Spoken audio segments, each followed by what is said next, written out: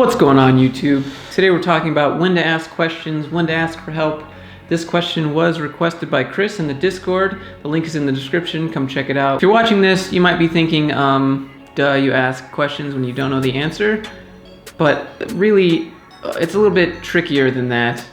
And this can be a common problem for developers. So normally people don't ask questions because they think they know it all already and it's just a pride thing, or because they're just stubborn and they're just gonna keep working by themselves because they're positive they can figure it out, or they're afraid to ask questions because they don't want to reveal that they don't know how to solve a problem, and that can be a humbling experience. In my experience, you should work on a problem, at least try to figure it out yourself. Obviously, if you estimated your task to take 3 days, and you wait until the very last day, 3 hours before it's due, to ask for help, that's bad. You should be thinking, okay, if I can't figure this out in X amount of time, then I'm going to ask for help. So don't be afraid to show what you don't know unless you just straight up lied about your skill set and your resume, and then somehow you landed the job, or they thought that you were way more qualified than you are, then you have a whole different problem on your hands. Companies normally, they hire people because they hire them based on what they think your potential could be.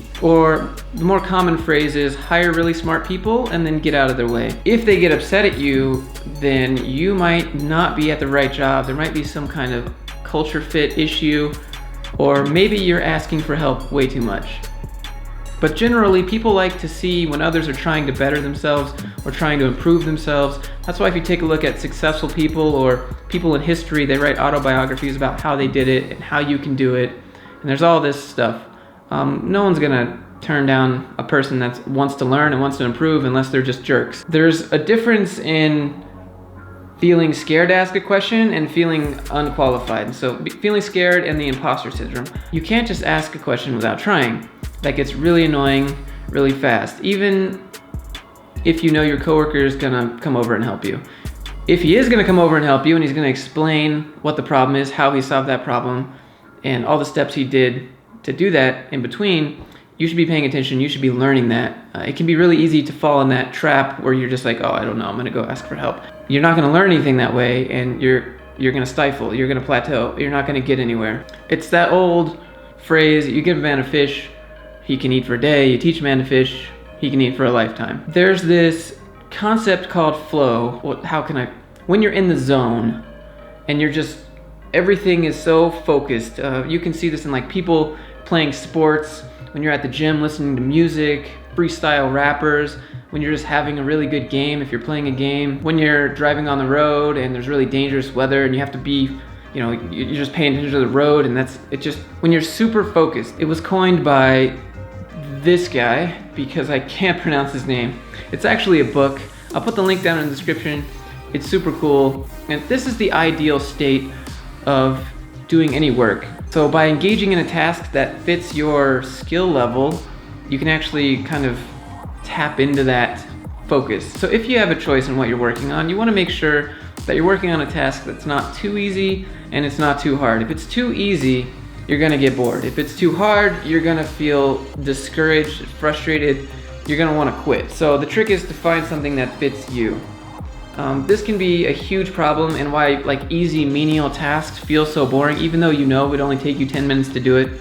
And this is why difficult tasks end up making you, hate your life. There are ways to make, really easy and really hard tasks enjoyable. You just kind of have to gamify it. And if you're doing something really easy, you have a bunch of them to do and it's boring, time yourself, see how many you can get done.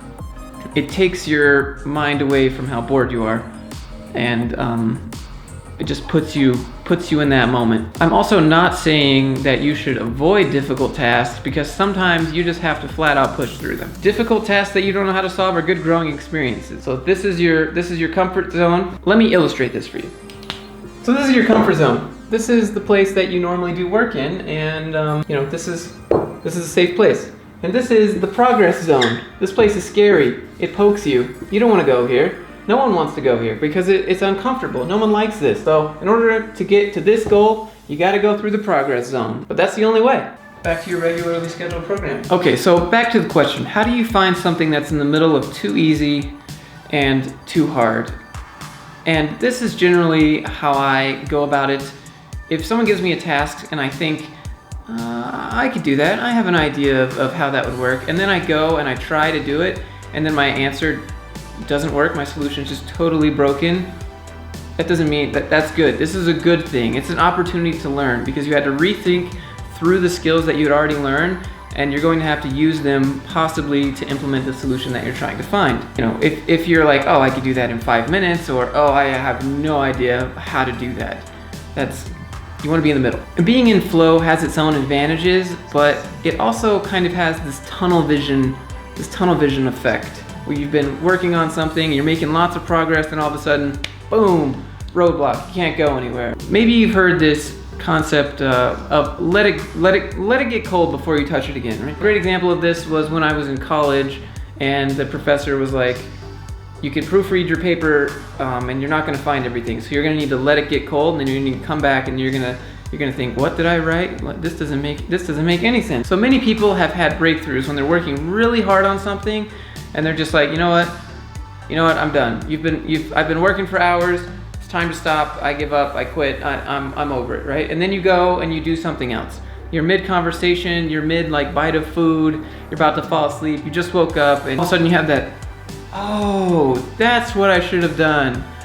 I just realized what I did wrong this whole time. There's actually a word for this, and it's called serendipity. And it's just when you have that, oh yeah, okay, I got it, or when you have these awesome ideas. Sometimes you're so involved and you're so tunneled that you can't see the answer, right? This is your field of vision, and the answer is over here. And as soon as you just let go, you can see it over here, and it's just like, whoa. To recap, don't think that you're a know-it-all. Be humble, be honest about your skill level. You already got the job. Unless you lied, then you should probably rethink everything. It's okay to ask questions. Try it yourself before you give up. Don't avoid difficult problems, even though that's not the ideal place you want to be. Sometimes you just got to struggle bust through them. And don't wait until the last minute to ask for help. So if you can, try to pick a task that fits your skill level. How do you do this? You maybe have an idea how to do it, not totally sure. Ding, you're in the zone. So this is my advice for when to ask for questions. So thanks, Chris. Anyway, guys, check out the Discord. Be sure to subscribe for more videos like these. If you have any questions, you can drop them in the comments or send me an email. And I'll see you guys in the next video. Thanks for watching.